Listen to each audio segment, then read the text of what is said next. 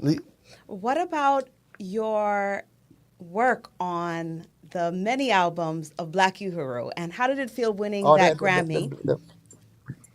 well, I don't know. Black Uhuru really, they was the one who kind of set another tone for us because when we went on tour with Peter Tosh, we realized that the reggae was kind of light performing in those big arenas, like 50,000 people, 100,000 people. We didn't have the energy and the power.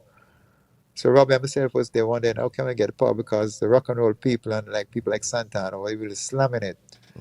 And we said, we have to get reggae on this platform. We have to change something. So when we came back from tour, Black Roll was the first experiment. And if you listen to the song like Guess Who's Coming to Dinner and all, like, you could hear a different change of sound in the reggae. So this is where it started happening. So we started looking up, making a reggae that could go in this big arena and really stand up to the rock and roll stuff. And then after that, we started playing Peter Trust's song like that. But Black Roll was the main group that really launched that kind of rock reggae kind of sound that could go in the arena and play. And we proved it because we opened for the Stones and we did 6 shows with the Police and we played for but our attitude was coming from a movie that we had watched called Woodstock.